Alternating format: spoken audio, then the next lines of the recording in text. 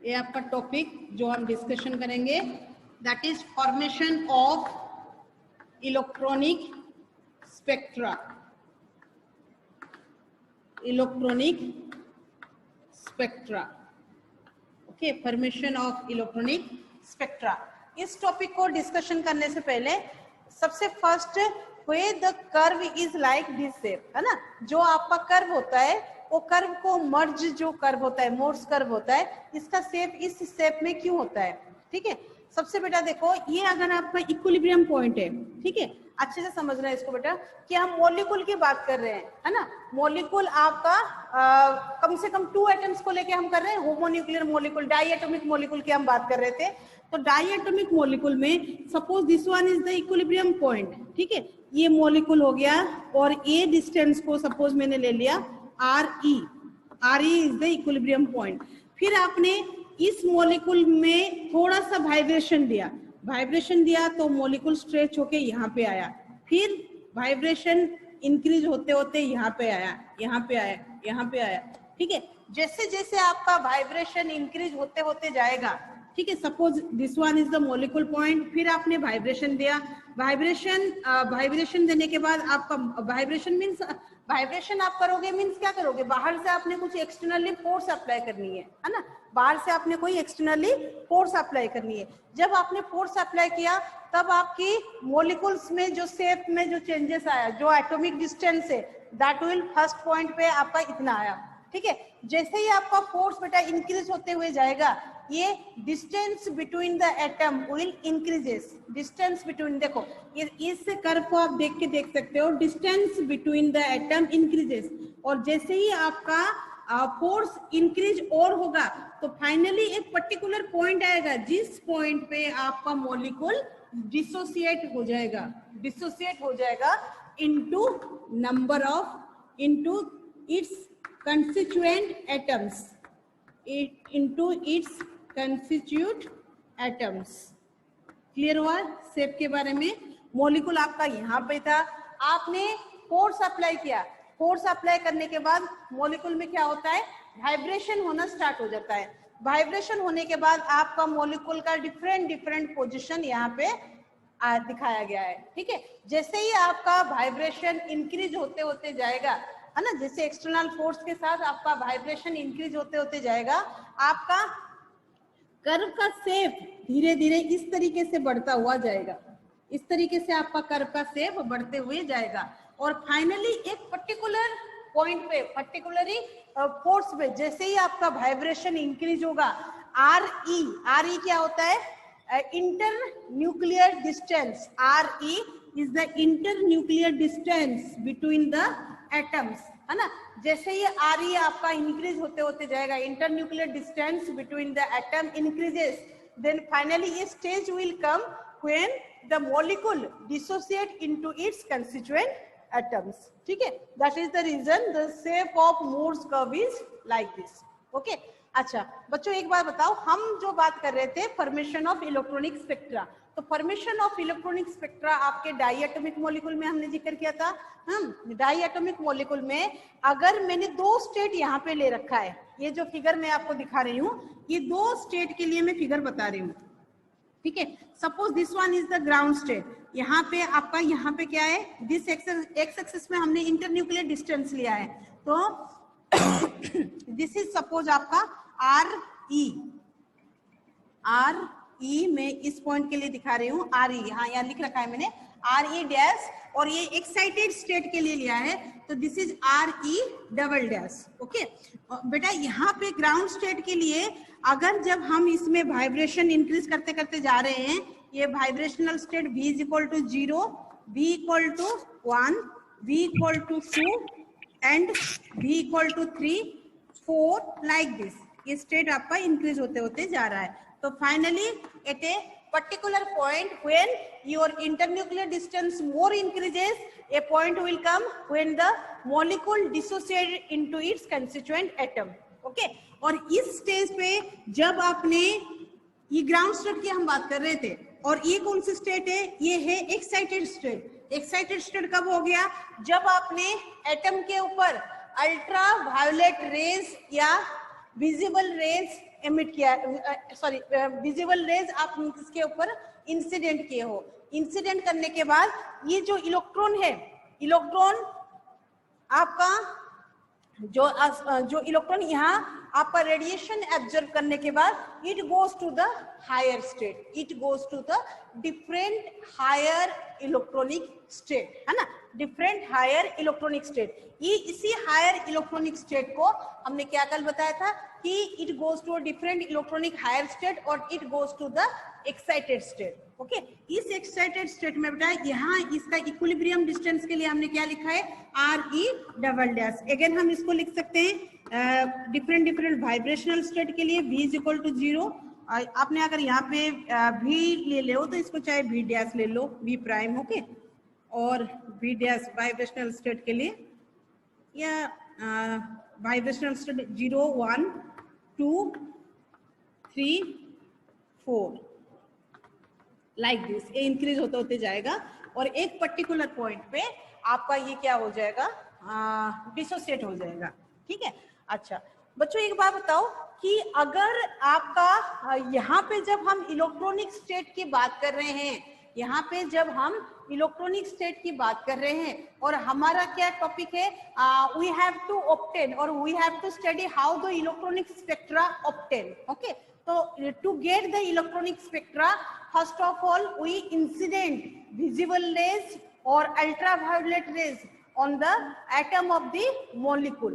Okay, then the molecule then the atom of the molecule get excited and it goes to the higher state.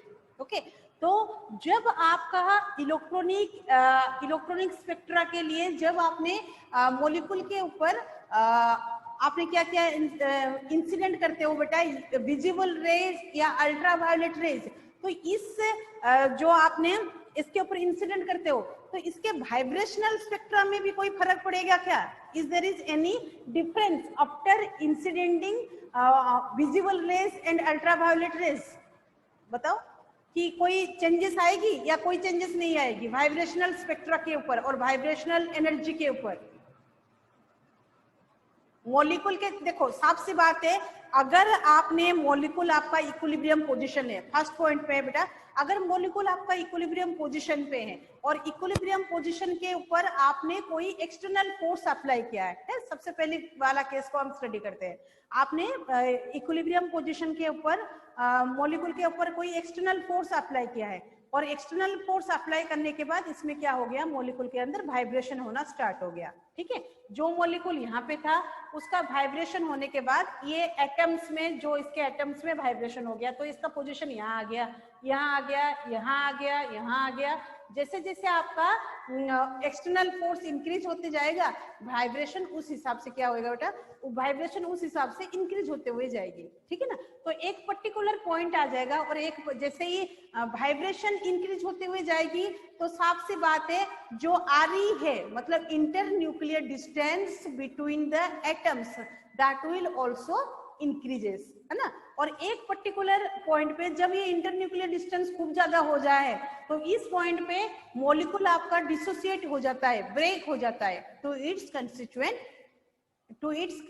Constituent atoms. ठीक है, ये हमने vibrational spectra के लिए पढ़ लिया। ठीक है, अब हम बात करेंगे कि इलेक्ट्रॉनिक स्पेक्ट्रा ऑब्टेन करने के लिए हम मॉलिक्यूल के ऊपर हमें क्या इंसिडेंट करानी है, हमें मॉलिक्यूल के ऊपर विजिबल रेज या अल्ट्रावायलेट रेज ये हमें इंसिडेंट करानी है। ठीक है, तो मेरा क्वेश्चन ये है कि अगर मैं इसके ऊपर मॉलिक्यूल के ऊपर विजिबल रेज या अल्ट्रावायलेट रेज इंसिडेंट करा रही हूँ तो जो मेरा मॉलिक्यूल में जो वाइब्रेशनल स्पेक्ट्रा, देखो ये भी तो एक तरीके से एक्सटर्नल एनर्जी तो है, इस एक्सटर्नल एनर्जी से मेरे मॉलिक्यूल में जो वाइब्रेशनल है उसके ऊपर कोई फर्क पड़ेगा क्या? मॉलिक्यूल के अंदर जो वाइब्रेशन है दैट विल इंक्रीजेस, डिक्रीजेस और रिमेन कांस्टेंट और नॉन ऑफ दिस। चार ऑप्शन बताओ मुझे कौन सा होएगा?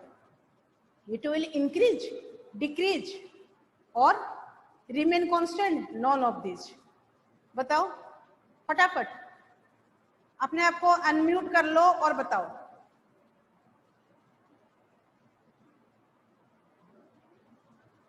रोल नंबर 2 सुमन, क्या होगा बेटा इसका? यस मैम, बोलो। क्या होगा बेटा कि अगर मैं अल्ट्रा वायोलेट रेज या विजिबल रेज इंसिडेंट करा रही हूँ तो इसका जो वाइब्रेशन है, मॉलिक्यूल के वाइब्रेशन के ऊपर क्या फर्क पड़ेगा? इंक्रीज होगा, डिक्रीज होगा, कांस्टेंट रहेगा, और क्या कुछ भी नहीं होगा? None of this.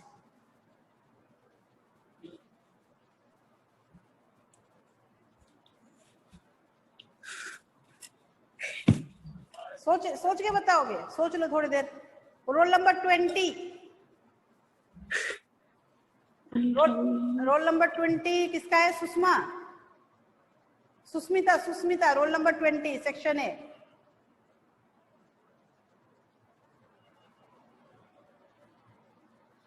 बेटा कोई बात नहीं, गलत होगा तो क्या हो जाएगा, एक बार आप क्या सोचते हो वो तो पता चलेगा कि क्या क्या चीज होगा। संगीता?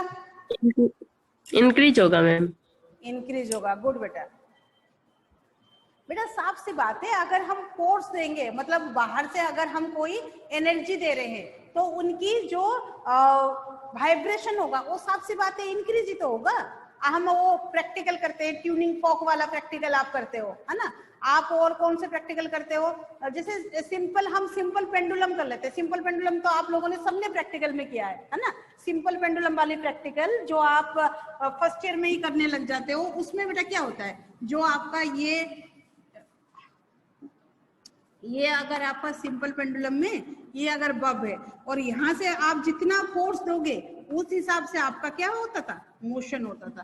तो फोर्स अगर हम कोई एक्सटर्नली अप्लाई करेंगे तो इसका मोशन, यहाँ पे तो मोशन है, लेकिन अगर इसी चीज को अगर मैं ये तो सिंगल मतलब एक बब के ऊपर मैं बात कर रही हूँ जिसमें हम मोशन को काउंट करते थे, है ना? सिंपल हार्मोनिक मोशन में हम इसको SHM कितना बार ये हो रहा है इसको आप ऑसिलेशन काउंट किया करते थे। लेकिन इसी चीज को बेटा अगर मैं एक मॉलिक्यूल को लेके चल रही हूँ, ठीक है, सपोज यहाँ पे एक मॉलिक्यूल होता या H2 मॉलिक्यूल आपने ले लिया, ठीक है, और इसमें H और H है, ठीक है, दो हाइड्रोजन एटम है। दो हाइड्रोजन एटम के ऊपर अगर मैं बाहर से फोर्स अप्लाई कर रही हूँ तो इन दोनों के अंदर क्या होगा? वाइब्रेशन इंक्रीज ही होगा। जो वाइब्रेशन होगा वो क्या होगी? इंक्रीज होगी, ठीक है। तभी तो आपने जो कल हमने नोट्स में पढ़ा था उसमें क्या पढ़ा था? जो इलेक्ट्रॉनिक स्पेक्ट्रा है ये वाइब्रेशनल स्पेक्ट्रा भी देता है, ये रोटेशनल स्पेक्ट्रा को भी राइज करता है। तो मतलब एक जो आपका इलेक्ट्रॉनिक स्पेक्ट्रा के अंदर ये सारे स्पेक्ट्रा होते हैं, है ना? वाइब्रेशनल स्पेक्ट्रा भी होता है, रोटेशनल स्पेक्ट्रा भी होता है। ये चीज तो हमने परसों पढ़ी थी। कल मैंने आपको क्या बताया था कि रोटेशनल स्पेक्ट्रा के अंदर जब आपके ट्रांजिशन होते थे, है ना, जो बैंड में आपके ट्रांजिशन होते थे उसको हमने कैसे पढ़ा था, है ना? कुछ तो बेटा जो वेवलेंथ होता है, कुछ वेवलेंथ आपके सीरीज में एमिशन होता है ना? जो सीरीज में एमिशन होता है उसको हमने ऐसे पढ़ा था कि पी ब्रांच क्या होता था, क्यू ब्रांच क्या होती थी, एंड आर ब्रांच क्या होता था। ये हमने कल डिस्कशन किया था, है ना, यस्टरडे। तो ये हमने इसलिए डिस्कशन कर रहे थे क्योंकि ये इलेक्ट्रॉनिक स्पेक्ट्रा के अंदर आपके रोटेशनल स्पेक्ट्रा भी होते हैं, ठीक है। इस चीज को लिए हमने इस चीज का डिस्कशन किया था, ठीक है। तो क्लियर हुई ये बात कि कहां से क्या हो रहा है। तो बेटा देखो क्या चीज होती है कि ये आपका ग्राउंड स्टेट वाली केस हो गई। ये आपका जब एटम जो आपका यूवी रेज या अल्ट्रावायलेट रेज या विजिबल रेज को जो आपने इंसिडेंट किया है to get the electronic spectra, after receiving that much energy the electron goes to the higher excited state, the electron goes to the higher excited state, okay. और higher excited state में भी ये क्या होगा? Unstable होगा। Unstable होने के बाद ये क्या करेगा? It will go back, it will come back to its original position, okay. और it will comes back to its original position, और ओरिजिनल पोजीशन को आते हुए इसमें से जो एमिशन होगी, इसमें से जो एमिशन होगी दैट हमें वहां से क्या मिलेगा? We will get electronic spectra. One more thing, electronic spectra, ध्यान से मेरी क्वेश्चन सुनो, electronic spectra are observed while on emission of the electron by observing of the electron, none of these or both of the case, ठीक है। आई बात समझ में? Electronic spectra हमें कब मिलता है? जब आपका मॉलिक्यूल के अंदर एटम जो है वो जब आप विजिबल रेज या अल्ट्रावायलेट रेज जब आप इसके ऊपर इंसिडेंट करोगे और क्या करेगा, जो मॉलिक्यूल के अंदर जो एटम होगा वो उसको क्या करेगा बेटा, एब्जॉर्व करेगा। एब्जॉर्व करने के बाद ये क्या करेगा, हायर एक्साइटेड स्टेट में जाएगा। जब ये हायर एक्साइटेड स्टेट में जाता है, during the absorption it will emit electronic spectra, और सेकेंड में क्या है, after staying some time in the excited state it come back to the its original position. जब ये कम बैक करेगा अपना एक्साइटेड स्टेट से, कहां पे, ओरिजिनल स्टेट पे, तब जो एमिशन होगा तब हमें इलेक्ट्रॉनिक स्पेक्ट्रा मिलता है। ए और बी हो गया। सी में क्या है, नॉन ऑफ दिस, मतलब इनमें से कोई किसी में नहीं मिलेगा। डी में इन बोथ केसेस।